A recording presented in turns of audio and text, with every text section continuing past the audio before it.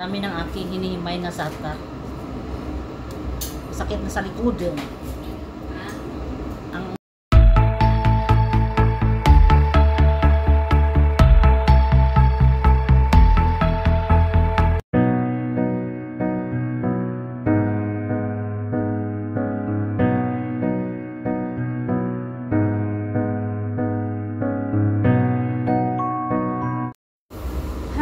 Hello, kamusta ang lahat-lahat? Good morning, good afternoon, good evening po sa lahat kung saan tayo naroon ngayon. At dahil maraming pinamili na gulay si Mama Kibir, hihimay-himayin ko itong zatar leaves. Ang daming nabili ni Mama Kibir, oh. 4 na bukus. At ito. Nung nasa kabila pa ako, sa unang amo ko, inalagay ito sa sa jubon. Kasi gumagawa kami noon ng palaman palaman sa tinapay, tapos binibenta ni Madam. Ganito yung hinihimay-himay ko din. O, diba? Himay-himayin. Diyos ko. Sa dami nito.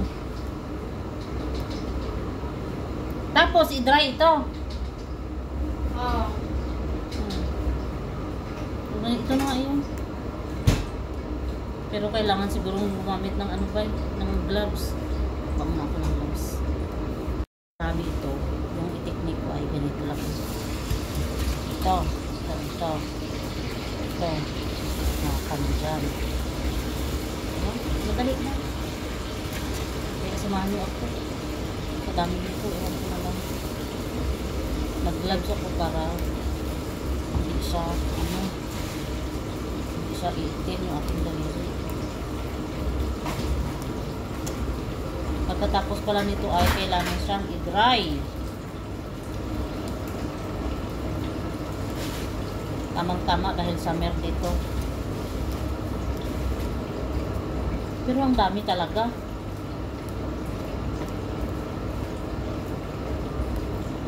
Ganon din ba kayo? Kung mamili yung mga amo nyo, kadami-dami.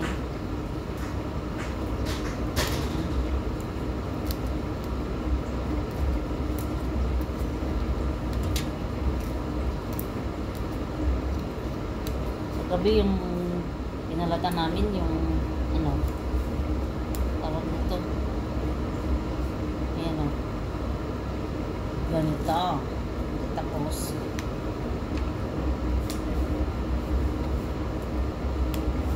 yung carrots binili niya din kahapon. Tapos ngayong araw na to nabili na naman siya. Daming pera ni Madam. Araw-araw na lang bumibili ng gulay.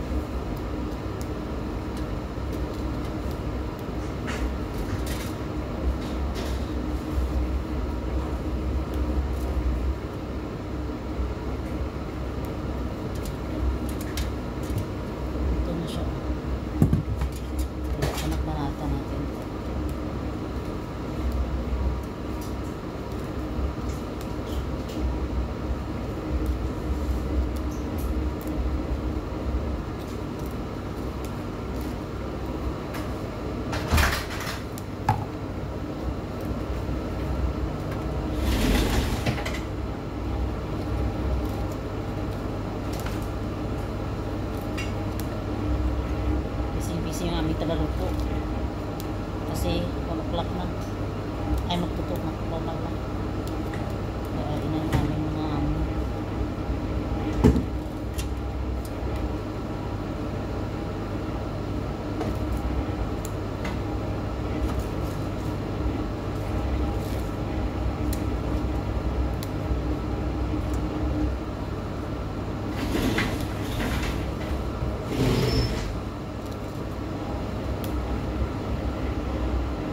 aming tagaluto, naglagay siya ng french fries dito sa katabi ko.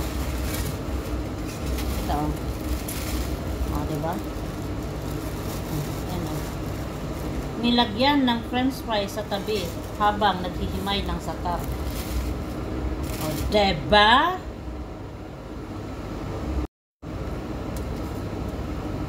Crunchy siya.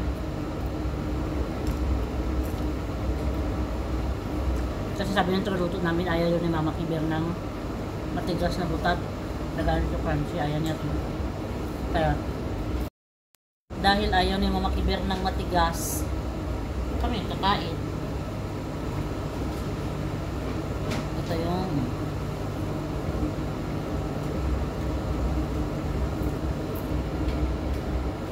crunchy siya, pero ayaw niya. Itong Satar leaves pala ay ginagamit siya sa oo, sa i-dry ito siya, tapos dikdikin gawing powder at i-mix siya sa sesame seed, at pwede din siyang ilagay pag nagawa nyo na yon, pwede na ilagay sa or gamitin para sa ano, patay, tinapay, pizza, pizza zata, ganyan. O, diba? Kanina pa ako nag-iisip kung para saan to. Comment down below nga, baka may alam kayo para saan tong Satar leaves. Kasi dito ay pinapatuyo at nilalagay sa tinapay or pataya. At dahil sa dami nito, ako'y inaantok na. Dinadalaw na ni antok. Sana naglaro, ano na lang natin, ilaan lang natin sa laro para matapos na ito. Ang dami talaga, be. Ang dami talaga, besh. Nakadalawang bugkos pa lang ako. Ako'y na inaantok na.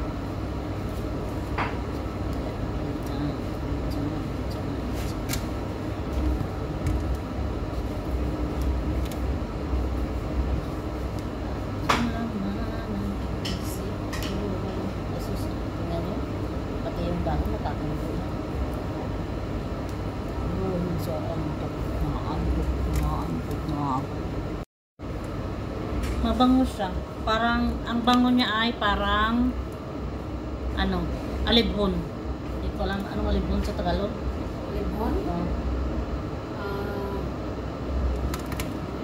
Bango niya. Sambong? Parang sambong ang ano niya, ang amoy niya para sa akin. Hindi masakit silong. Sarap. After how many years, naubos ko ang dalawang bugkos. May dalawang bugkos pa.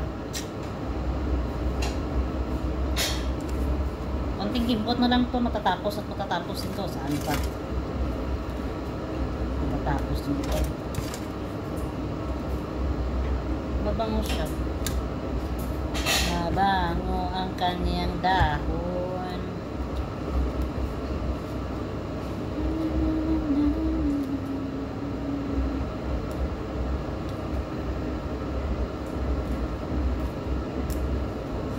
Ibang tangkay niya maliit, yung magsik, gaya nito magsik lang.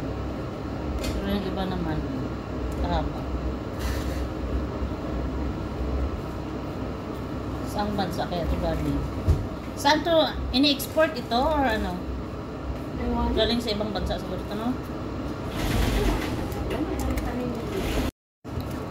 Sa Middle East lang ba to or kahit sa ibang bansa din?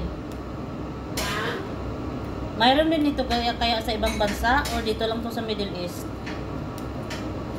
Or sa Arab country lang ba? Yan? Oo. Mayroon din sa ibang bansa. Sa English yan, thyme. Thyme. T-H-Y-M-E. Time. Ang English pa ng Satar ay time.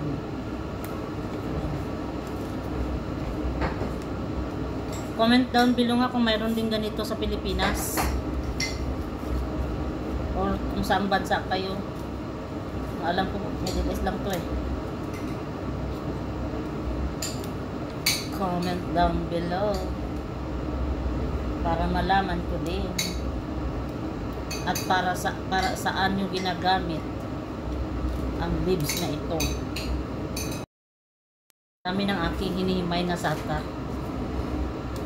Sakit na sa likod yun. Ha? Ang, Marami pa. ha? Marami pa.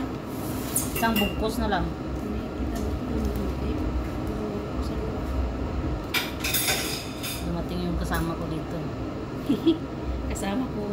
Nag-ano ka, nag-carrots kagabi. Ang liit-liit. Siya din yung kasama ko na himay ng Ito kayo carrots. lang, lagay mo lang sa kanha. Ah, yung sandwich. Magastos gumamit yan.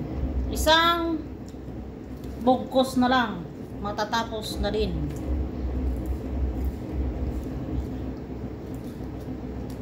Sa para sa Medyo gamit siya sa alaga eh.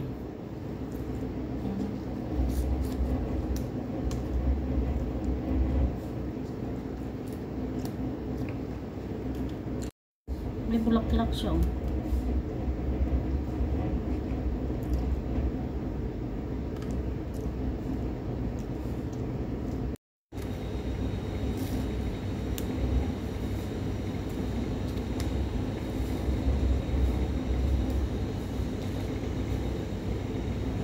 At ito na yung satar leaves. At natapos din after how many years.